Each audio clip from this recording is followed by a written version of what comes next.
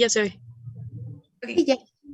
Bueno, yo les voy a hablar el día de hoy de enfermedades cardiovasculares. Vamos a abarcar dos, que primero, bueno, vamos a hablar de la hipertensión.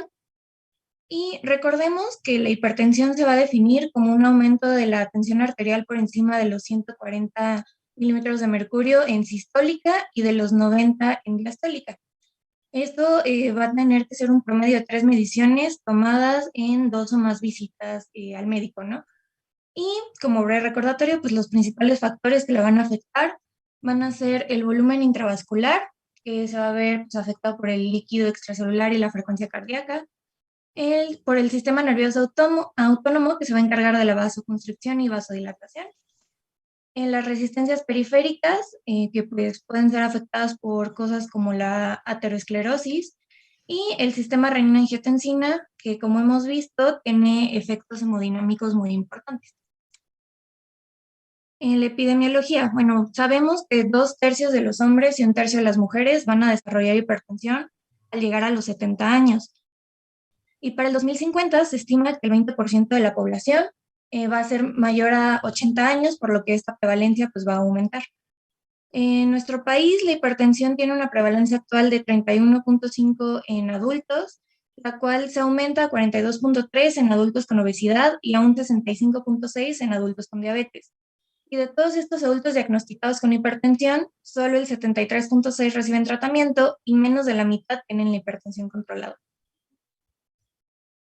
Ahora enfocándonos más en la parte de geriatría, vamos a ver que con el envejecimiento van a existir varios factores que van a alterar con facilidad la tensión arterial, como que va a ser más fácil el acúmulo de lípidos, el incremento de depósitos de calcio, va a existir una hipertrofia e hiperplasia de las células musculares lisas, lo cual pues va a hacer que la luz del vaso sea más estrecha. También va a haber una pérdida de elasticidad y va a haber un aumento de colágeno en los vasos. Va a disminuir la función del sistema renina-angiotensina-aldosterona y la respuesta beta-adrenérgica se va a ver disminuida y pues como esta se encarga de la vasodilatación, va a ayudar al aumento de la tensión arterial. El cuadro clínico, como con el resto de la población, los pacientes con hipertensión pues generalmente son asintomáticos, ¿no? Y en ocasiones van a poder presentarse con cefalea, mareos, en adultos mayores incluso con demencia, convulsiones, si la presión llega a ser demasiado elevada. El 10% de ellos se va a presentar con una enfermedad cerebrovascular, insuficiencia cardíaca o con un infarto como pues, su primera manifestación. Y siempre es importante investigar si el paciente tiene un daño a órgano blanco, que sabemos que es la retina, el riñón, el cerebro, o si tiene comorbilidades, ¿no? Que son bastante comunes, sobre todo en México, como diabetes, enfermedad renal o alguna enfermedad cardiovascular que puedan pues, favorecer la hipertensión. El diagnóstico, como mencioné, se realiza con al menos 3 tomas de tensión arterial en 2 o más consultas, mayores a 140 milímetros de mercurio en sistólica y 90 en diastólica. También debemos tener en cuenta la hipertensión aislada. En el caso de la hipertensión sistólica aislada, la tensión arterial debe ser mayor a 140 en presión sistólica y menor a 90 en presión diastólica. En la hipertensión diastólica aislada, la tensión va a ser menor a 140 en sistólica y mayor a 90 diastólica. Es importante recordar que existe pues, la hipertensión de bata blanca, en cuyo caso vamos a recomendar realizar un registro de tensión arterial durante 24 horas. Y también debemos tomar en cuenta que el adulto mayor presenta hipotensión, bueno, es común que presente hipotensión ortostática, por lo que se recomienda tomar la presión acostado, sentado y de pie al minuto 1 y después al minuto 3. La clasificación de la hipertensión arterial va a ser exactamente la misma que ya conocemos. Según la JNS8 se va a dividir en normal, prehipertensión, etapa 1 y etapa 2. Y según la NOM 30, nuestro 30 va a ser óptima, normal, normal alta, grado 1, grado 2, grado 3. Y pues aquí nos menciona también, ¿no? La hipertensión sistólica aislada. Digo, estos parámetros ya los hemos visto. Les pongo las tablitas nada más para recordarlo. En el adulto mayor también es importante considerar factores de hipertensión secundaria. Por ejemplo, la presencia de alguna enfermedad renal primaria, aguda o crónica, hipertensión renovascular, el síndrome de apnea y hipopnea obstructiva del sueño, que como hemos visto, pues va a favorecer la hipertensión. Alguna enfermedad endocrina ya puede ser como hipertiroidismo o hipotiroidismo. Y el consumo de fármacos, sobre todo AINES o descongestionantes nasales, también cafeína, alcohol, antidepresivos o glucocorticoides, porque se menciona mucho que sobre todo los AINES van a favorecer el aumento de la tensión arterial. Como estábamos viendo también ayer con el tema de diabetes, las metas en el adulto mayor van a ser diferentes a las metas en el adulto. En este caso, se va a recomendar reducir la tensión arterial solo a menos de 150/90 en adultos mayores de 80 años y a menos de 140/90 en menores de 80 años. En los pacientes mayores de 60 años que no tengan otras enfermedades, se va a recomendar mantener una tensión arterial por debajo de 150/90 y en pacientes con alguna comorbilidad como diabetes o enfermedad renal, por debajo de 140/90. Este dato se me hizo curioso. En adultos mayores de 85 años, una tensión arterial sistólica elevada se va a relacionar con un menor riesgo de muerte a 5 años comparados con pacientes con presión normal, ya que conforme pues, avanza la edad, la tensión arterial sistólica se va a incrementar y la tensión arterial distólica va a disminuir, tanto en pacientes sanos como en pacientes hipertensos. Y pues por lo mismo no se va a recomendar disminuir demasiado la tensión arterial diastólica en adultos mayores, ya que esto va a aumentar la presión pulso. Y la presión pulso es esta diferencia entre la presión sistólica y la presión diastólica, y si aumenta demasiado esta diferencia, se ha demostrado que hay un mayor riesgo de muerte cardiovascular. En todos los pacientes es importante realizar una evaluación de riesgo cardiovascular, pero sobre todo en el adulto mayor, ya que estos tienen que incluir pues, sus antecedentes heredofamiliares de enfermedades cardiovasculares o trastornos del metabolismo de lípidos, la edad y género, si existe el hábito tabáquico, una somatometría que incluya peso e índice de cintura-cadera, exámenes de laboratorio que incluyan niveles de colesterol total, HDL, LDL, triglicéridos y la glucosa en ayuno, además un electrocardiograma de 12 derivaciones. En individuos pues, mayores de 40 años se va a recomendar realizar la evaluación sistémica del riesgo cardiovascular mediante estas tablitas que se llaman GloboRIS, que son estas. Estas van a tomar en cuenta la edad del paciente, si es diabético, si no es diabético, o si es fumador, ¿no? Y pues la medida de la tensión arterial, ¿no? También ahí va a estar. Y esto nos va a indicar el riesgo de enfermedad cardiovascular. Pero entrando más en el tratamiento, pues se va a dividir en no farmacológico y farmacológico. El no farmacológico va a consistir en la reducción y mantenimiento del peso en caso de que el paciente tenga obesidad o sobrepeso. En la actividad física, ajustándolo obviamente al estado funcional del adulto mayor. Por ejemplo, en adultos mayores funcionales se va a recomendar la actividad física de 3 a 4 veces por semana, al menos 40 minutos. En adultos inactivos se recomienda iniciar de manera lenta y progresiva, al menos 30 minutos al día. Y también se recomienda ir como primero 5 minutos, ¿no? Una caminata de 5 minutos, e irle sumando hasta que alcance estos 30 minutos diarios. Y en el adulto frágil se debe tener mucho cuidado con cosas como el equilibrio y la respiración. Se recomienda hacer una caminata 5 minutos diarios o en caso de que no pueda caminar, ejercicios de resistencia. E igual irse adaptando al adulto mayor, o sea, si no los puede realizar, ir poquito a poco e ir incrementando como la dificultad. También se va a recomendar la dieta DASH, como en el resto de los pacientes, que incluye un alto consumo de vegetales, frutas, granos enteros, alimentos bajos en grasas saturadas y colesterol.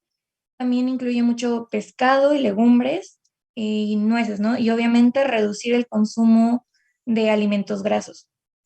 También se recomienda disminuir el consumo de sal a menos de 2.5 gramos al día y reducir en lo más posible o llevar un consumo moderado de alcohol.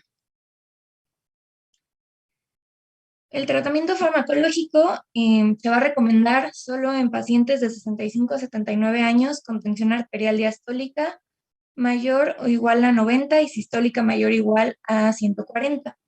En adultos mayores de 80 años, cuando la presión sistólica es mayor o igual a 160. Y en adultos mayores de 80 años que ya hayan tenido un tratamiento previo que haya estado bien tolerado. O cuando existe una lesión a órgano blanco, alguna comorbilidad, o tengan un riesgo cardiovascular en 10 años mayor al 20%, con las tablitas que les enseñé hace rato. En adultos mayores de 80 años que sean frágiles, no se recomienda reducir la tensión arterial por debajo de los 130 milímetros de mercurio. Y los medicamentos que se van a utilizar como primera línea van a ser los diuréticos tiacídicos, los bloqueadores de canales de calcio de acción prolongada, inhibidores de la enzima convertidora de angiotensina y los ARA2. Como veíamos igual en la clase pasada con la diabetes, el tratamiento debe ser, inicial debe ser solo con un solo fármaco y a la menor dosis eficaz.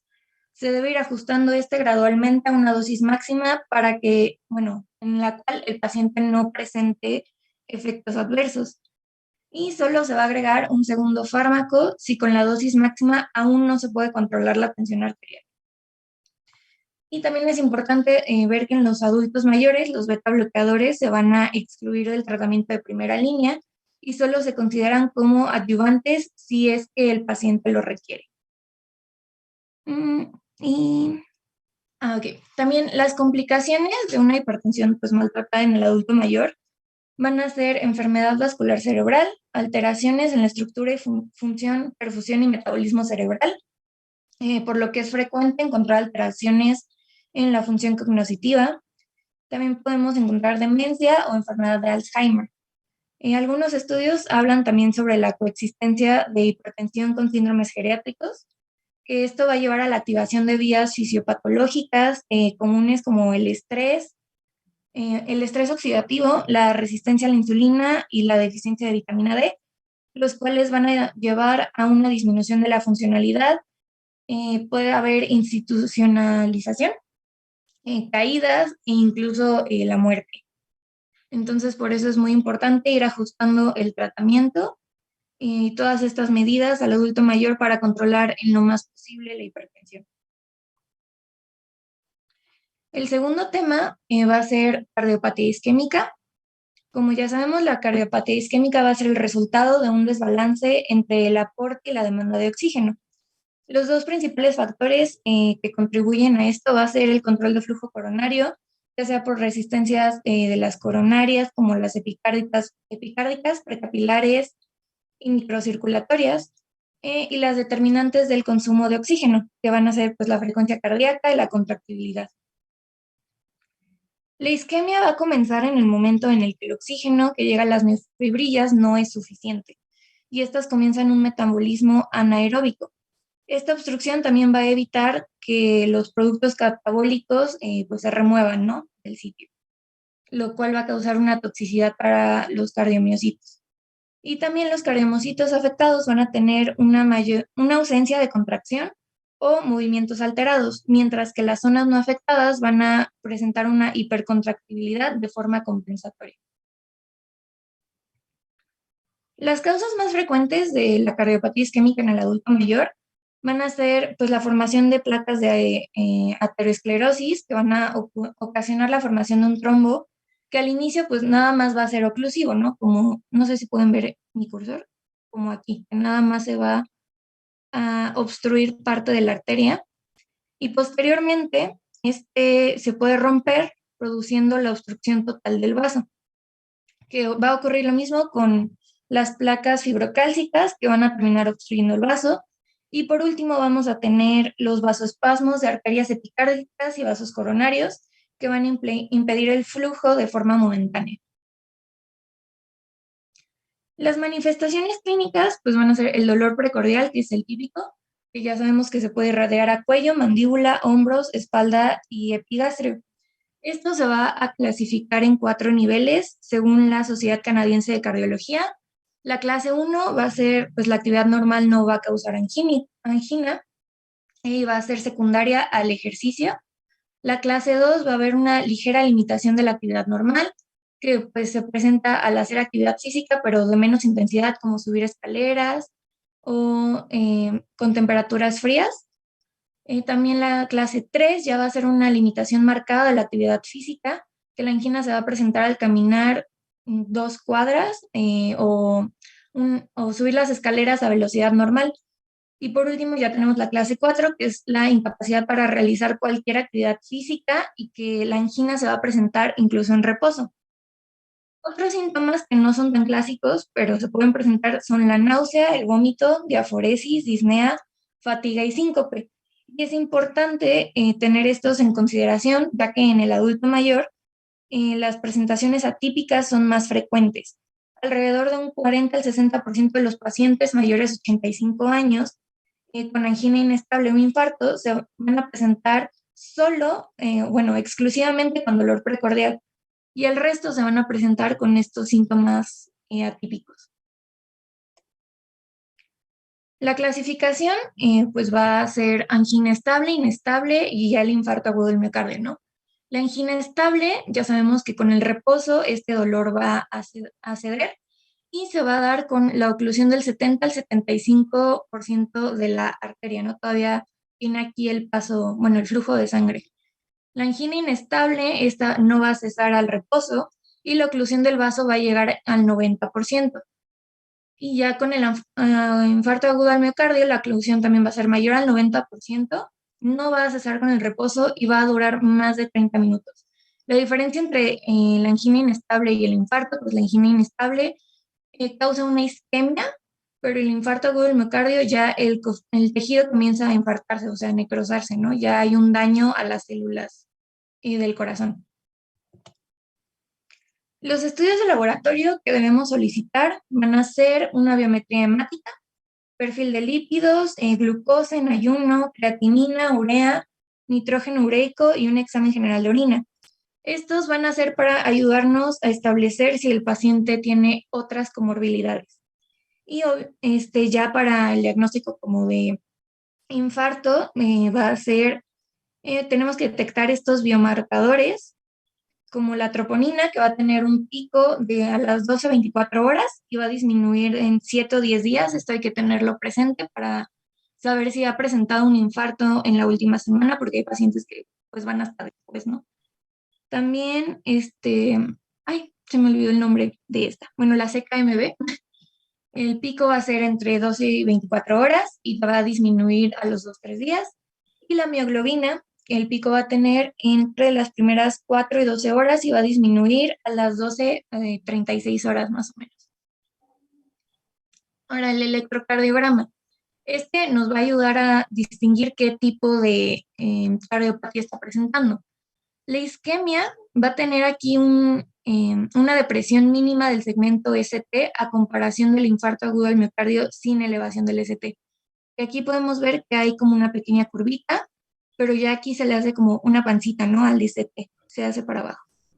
Y en el infarto agudo del miocardio con elevación del ST, vamos a tener pues aquí la elevación, pero es muy importante ver que como si fuera un espejo, en las derivaciones opuestas, se va a ver una depresión, ¿no? Como si le pusiéramos un espejo aquí en medio y se viera el reflejo de la onda.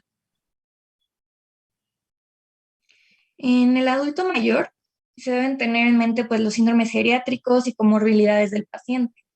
Siempre es importante evaluar el riesgo-beneficio que presenta el tratamiento, pero en el adulto mayor tiene que estar más presente esto, ya que el tratamiento intervencionista conlleva un mayor riesgo de iatrogenia, complicaciones y pues el desarrollo de una nueva discapacidad. Aquí tenemos, ¿no? Como los factores que influyen, las comorbilidades, pues pueden afectar resultados a corto o largo plazo, puede haber mayor riesgo en pruebas diagnósticas y en los tratamientos. Por ejemplo, la fragilidad lleva un riesgo de enfermedad coronaria más grave.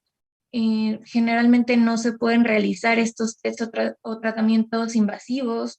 En el estado funcional va a haber un mayor riesgo de complicaciones y muerte.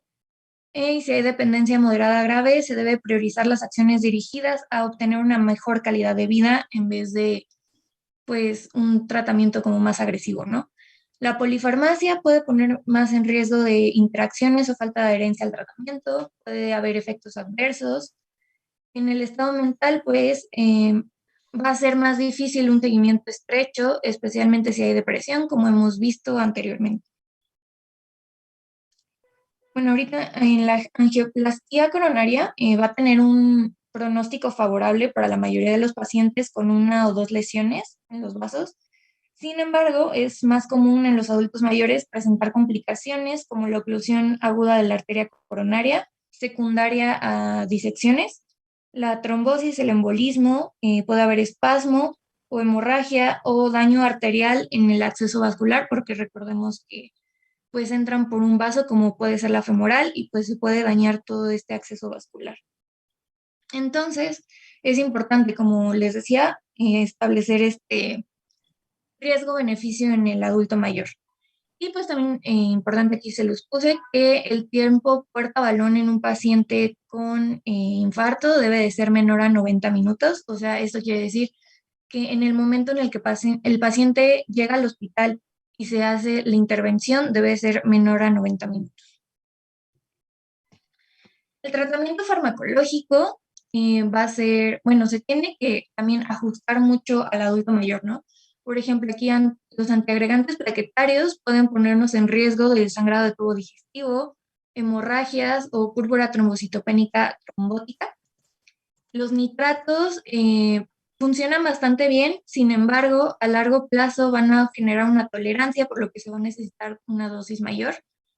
Los beta bloqueadores van a reducir el gasto cardíaco y pueden producir insuficiencia cardíaca, bradicardia, bloqueos atrioventriculares e isquemia periférica. Los antagonistas de los canales de calcio igual han demostrado que tienen buenos resultados. Sin embargo, pues hay que iniciar con dosis bajas para que este tratamiento se pueda como que mantener por un largo plazo. Los IECA también hay que tener en cuenta si el paciente tiene alguna comorbilidad, sobre todo renal, y las estatinas que pueden producir debilidad muscular, sobre todo pues en el adulto mayor que ya tiene como algún tipo de fragilidad y pues se debe evitar su combinación con fibratos. Y aquí de cada medicamento pues les puse más o menos la dosis que se utiliza al día. Obviamente esta dosis tiene que ser individualizada para cada paciente y sus necesidades, además de tomar en cuenta qué otros medicamentos está tomando, ¿no? Para evitar efectos adversos. Y esto sería todo de mi parte. Okay. Fue una presentación bastante rápida. Con respecto a hipertensión, nos comentaste lo más importante, ¿no? Ya vimos los cambios que hubo a nivel cardiovascular, especialmente a nivel de las arterias, que favorecen que el adulto mayor con el envejecimiento presente hipertensión arterial. Lo principal que se tienen que llevar es que las metas de control son diferentes con respecto a los jóvenes. Son, al igual que en la diabetes, un poco más permisivas para evitar complicaciones asociadas, por ejemplo, a polifarmacia y que le bajemos demasiado la presión arterial. El adulto mayor va a tener hipertensión arterial de predominio sistólico habitualmente.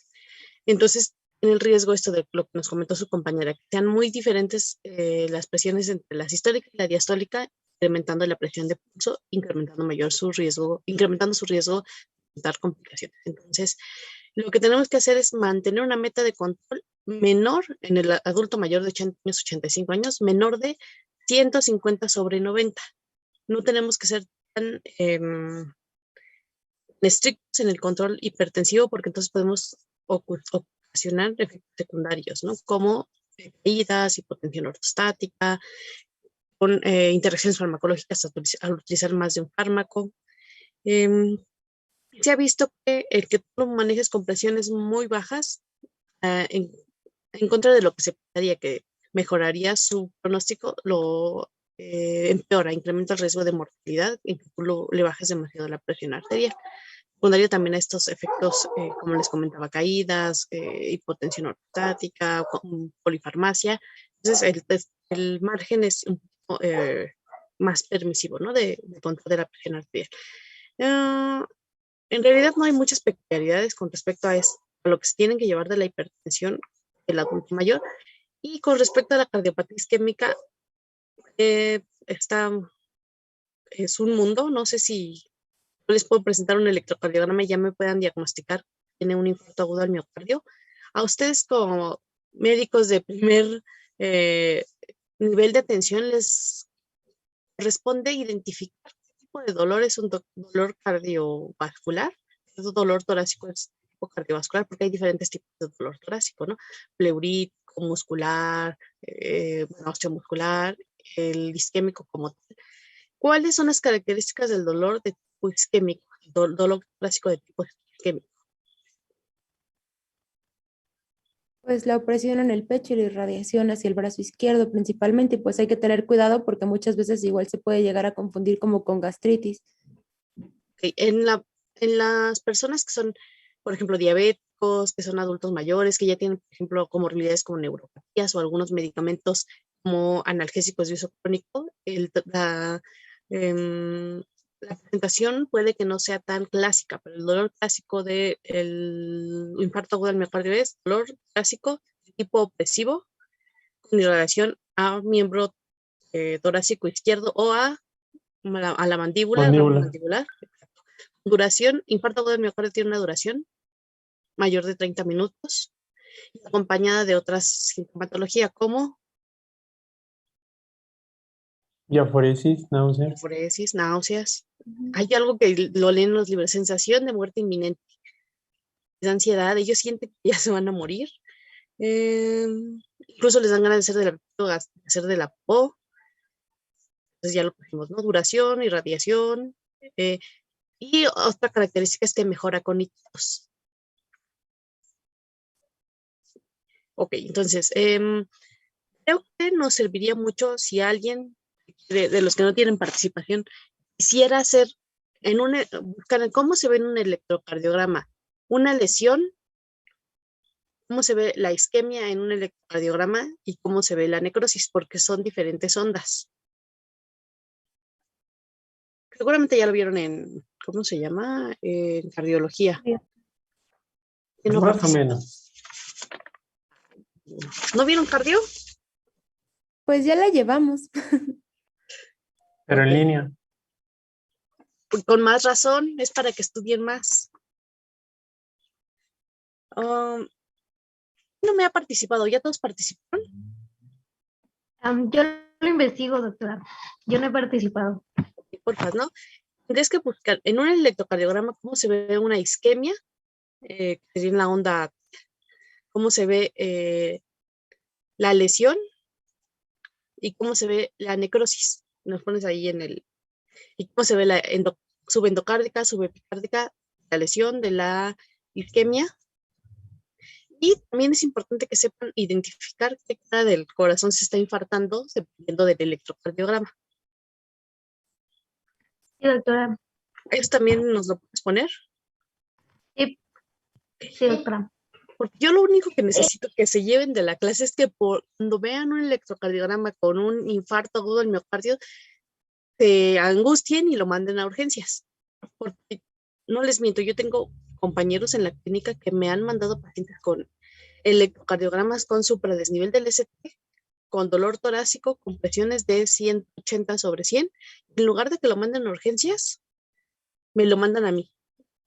O sea, yo veo a mis pacientes cada 2 meses, o sea, me mandan un resumen los doctores y la cita que les toca a ellos es de 2 meses. Las doctoras sí dijo, ay, este se ve muy feo. Lo único que logró fue que me lo dieran de un día para otro. Pero ya se perdió tiempo precioso. O sea, yo lo vi y en el momento que vi el electro lo mandamos a urgencias. Pero ya vieron lo que comentó su compañera, ¿no? ¿Cuánto es el tiempo de esta balón? O sea, el tiempo en el que llega tu paciente con un infarto agudo del miocardio al hospital y tú lo tienes que meter a una sala de hemodinamia. 90 minutos. Entonces, este paciente que ya pasó más de 24 horas perdió ese beneficio y ya va a tener un tratamiento diferente y va a tener un pronóstico diferente que si lo hubieran mandado en el momento en el que vieron el electrocardiograma. Entonces, eso es lo que yo quiero que se lleve. En el adulto mayor, es lo que nos comentó su compañera, ¿no? Es identificar cuál adulto mayor es frágil, prefrágil, cuál está se llama robusto. Esto lo vamos a ver en la clase de fragilidad. Hay tres tipos de adultos mayores según la fragilidad. Robusto, que es un paciente que no tiene comorbilidades, o no tiene muchas comorbilidades, o estas están controladas, es completamente funcional y que no tiene ningún deterioro neurocognitivo. Prefrágil es un paciente que tiene ya algunas alteraciones de su funcionalidad, requiere apoyo para algunas actividades de la vida diaria y, por ejemplo, no puede caminar adecuadamente, que no es rápido, que ha perdido peso. Y el frágil es el paciente que tiene muchas comorbilidades, que tiene muchas dependencia, por ejemplo, que tiene deterioro cognitivo. Entonces, dependiendo de qué tipo de adulto mayor ustedes clasifiquen, va a tener opciones de tratamiento. Como lo comentó su compañera, tal vez un paciente que ya tiene una demencia en un estadio severo, que ya es muy dependiente, que tiene comorbilidades, tal vez no vaya a ser candidato a un tratamiento como una angioplastía, pero eso no quiere decir que no le vas a dar tratamiento, le vas a ajustar siempre su tratamiento dependiendo de qué tan frágil esté el paciente. Pero lo que yo quiero es que ustedes, cuando vean un electrocardiograma, digan, ay, este paciente está infartando, y lo manden a donde tiene que resolver. Si quieren, lo que puedo hacer es buscar hoy unos electrocardiogramas para que me digan ustedes si está infartando o no se está infartando. Mañana se los presento y me dicen, se está infartando. No, sí está infartando. O unos casillos clínicos por ahí. Ay, sí, Sí, por sí, favor. doctora. Sí. Ok. Bueno. Mañana tenemos la clase de neumopatías. ¿Ya la tienes, Daniela? Ya se le envié, doctora. Es cierto. Ahorita la checo. Porque mañana sí me tengo que desconectar temprano porque tengo que ir a la clínica más temprano. Ok. Bueno. ¿Dudas con respecto a cardiopatía isquémica? ¿Rey? No es acerca de cardiopatía isquémica, pero sí sobre hipertensión. O sea, puede haber casos en los que en el paciente adulto mayor que llegue con una crisis hipertensiva y no se le haya detectado, por ejemplo, un daño renal o algún tipo de afectación ocular y se pueda confundir con que es emergencia y no solo una urgencia. Ok.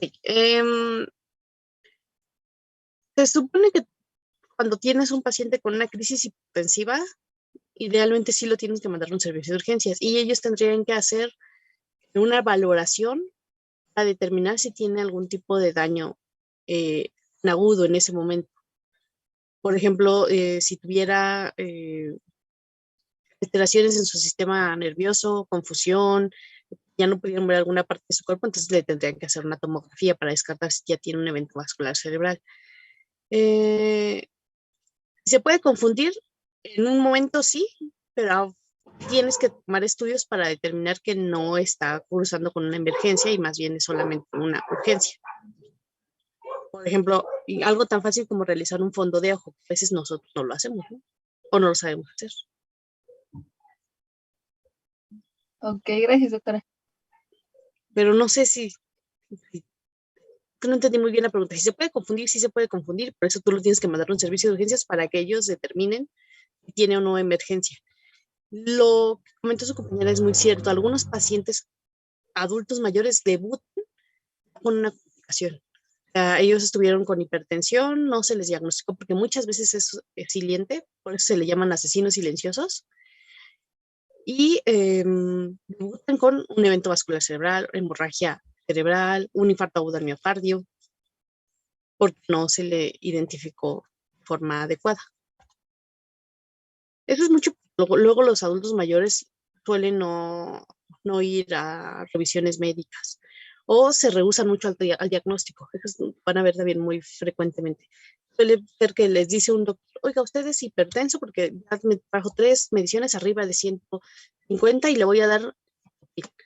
Se toman el capítulo un mes. Después ellos, como notaron que ya se sienten mejor o se empiezan a tomar su presión en las farmacias o sí, empiezan a ver que la presión ya está normal y entonces dicen, ay, entonces yo no soy hipertenso y te dejan el tratamiento hasta que otra vez o ya les da hemorragia en sus ojitos o hemorragia en la nariz. Y entonces vuelven a ver otra vez al médico y se les volvió a subir la presión. Y entonces le preguntas, ¿es hipertenso? Es que me dijeron que sí, pero cuando me tomé el captopril ya fue bien la presión. Y entonces, como ya se me acomodó la presión, lo dejé. Eso es bien frecuente, porque los pacientes no quieren tener el diagnóstico. Entonces, tienes que identificar este tipo de pacientes y comentarles que la presión se les normaliza por el medicamento, no porque se hayan curado. Porque los adultos mayores, especialmente aquí en México, todavía tienen ciertas creencias, son erróneas, ¿no? A veces no tienen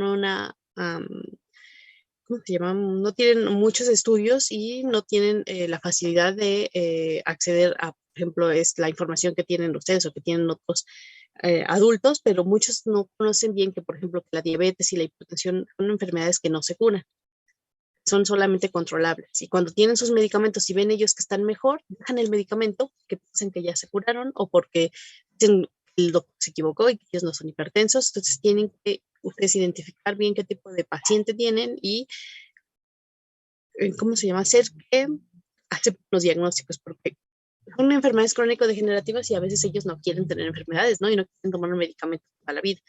Tienen que ustedes platicar mucho con ellos e identificar cuándo son reacios al tratamiento. Habitualmente es esto, o que debutaron porque nunca hicieron el diagnóstico con una complicación, o que se identifica y que suelen ellos dejar tratamientos. Entonces hay que identificar con esto y tratarlo, evitar que los adultos mayores lo hagan. Ok.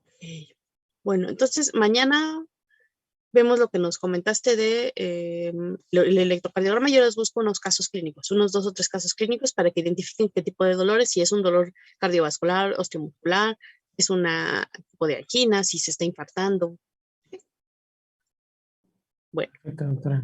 Doctora, mande. entonces la presentación bueno, la que voy a dar mañana de neumopatías, la tengo que hacer más rápido.